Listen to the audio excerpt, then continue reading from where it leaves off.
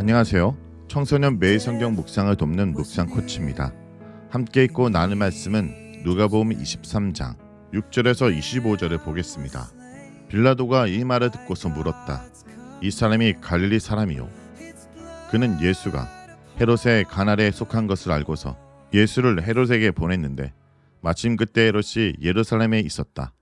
헤롯은 예수를 보고 매우 기뻐하였다. 그는 예수의 소문을 들었으므로 오래전부터 예수를 보고자 하였고 또 그는 예수가 어떤 기적을 일으키는 것을 보고 싶어 하였다. 그래서 그는 예수께 여러 말로 물어보았다. 그러나 예수께서는 그에게 아무 대답도 하지 않으셨다. 그런데 대제사장들과 율법학자들이 곁에 서 있다가 예수를 맹렬하게 고발하였다. 헤롯은 자기 호위병들과 함께 예수를 모욕하고 조롱하였다. 그런 다음에 예수에게 화려한 옷을 입혀서 빌라도에게 도로 보냈다.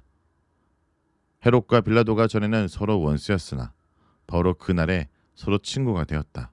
빌라도는 대제사장들과 지도자들과 백성을 불러 모아놓고서 그들에게 말하였다.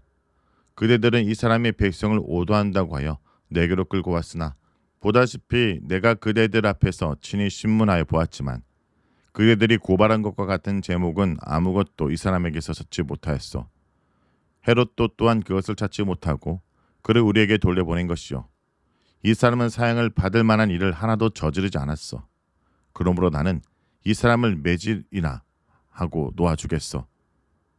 그러나 그들이 일제히 소리질러 말하였다. 이 자를 없애고 바나바를 우리에게 놓아주시오. 바나바는 그 성 안에서 일어난 폭동과 살인 때문에 감옥에 갇힌 사람이다. 빌라도는 예수를 놓아주고자 하여 다시 그들에게 말하였다. 그러나 그들이 외쳤다. 그 자를 십자가에 못 박으시오. 십자가에 못 박으시오. 빌라도가 세 번째 그들에게 말하였다. 도대체 이 사람이 무슨 나쁜 일을 하였단 말이오. 나는 그에게 사형에 처할 아무런 죄를 찾지 못하였소. 그러므로 나는 그를 매질이나 해서 놓아줄까오. 그러나 그들은 마구 우기면서 예수를 십자가에 못 박으라고 큰 소리로 요구했다. 그래서 그들의 소리가 이겼다. 마침내 빌라도는 그들의 요구대로 하기로 결정하였다. 그래서 그는 폭동과 살인 때문에 감옥에 갇힌 자는 그들이 요구하는 대로 놓아주고 예수는 그들의 뜻대로 하게 넘겨주었다. 여러분은 영화나 드라마에서 이상한 재판 장면을 본 적 있습니까? 분명히 모든 증거는 무죄인데 판사가 이상한 이유로 유죄 판결을 내리는 것입니다. 혹은 진짜 범인은 뻔히 다 아는데 엉뚱한 사람이 죄를 뒤집어쓰고 감옥에 가는 것입니다. 그런 장면을 보면 너무 답답합니다. 말도 안 돼. 왜 저 사람이 죄를 씌우는 거지? 라고 소리 싶어질 것입니다.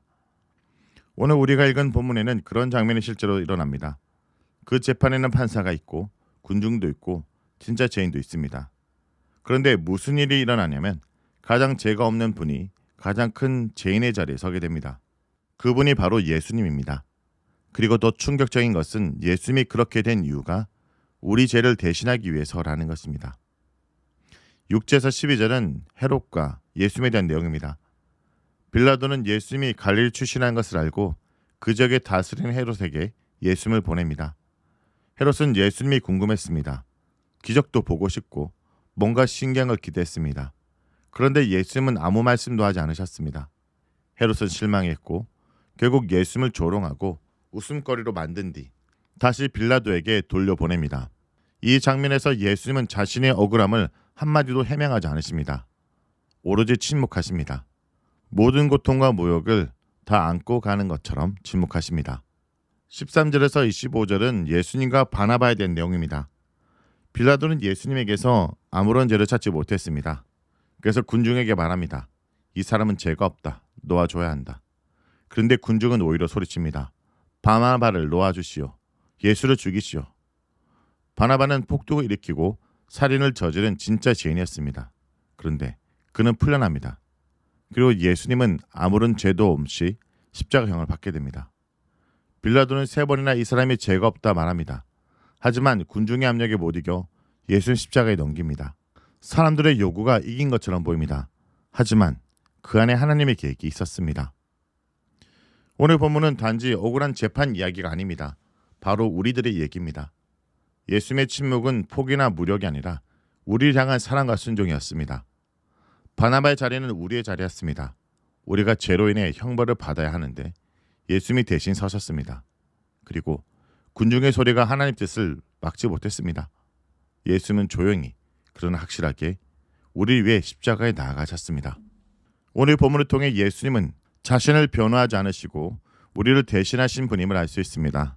헤롯 앞에서도 빌라도 앞에서도 예수님은 침묵하셨습니다. 자신을 변명할 수 있었지만 우리를 구원하시기 위해 조용히 고난을 감당하신 것입니다. 그 침묵은 힘이 없는 것이 아니라 강력한 사랑의 표현이었습니다. 그러므로 우리도 억울할 때 침묵하신 예수님을 기억하기 원합니다. 우리도 억울한 일에 민감합니다. 말도 안 되는 오해, 친구들과의 갈등, 가족의 꾸중. 그럴 때 예수님의 침묵을 기억해야 합니다. 하나님께 맡기고 순간의 감정보다 하나님의 뜻을 따를 수 있는 용기를 구해야 합니다.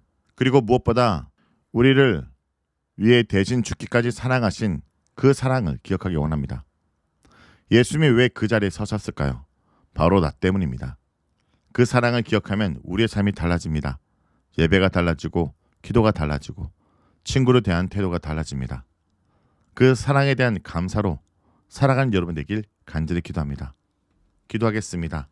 주님, 예수님이 아무 죄도 없으심에도 불구하고 우리를 대신 조용히 고난의 길을 걸으셨습니다. 침묵 가운데서도 우리를 향한 사랑이 가득했음을 깨닫습니다.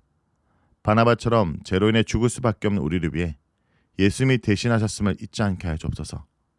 억울한 순간마다 예수님을 기억하게 하시고 세상의 소리가 아니라 하나님의 진리의 말씀을 따르며 살아가게 해주세요.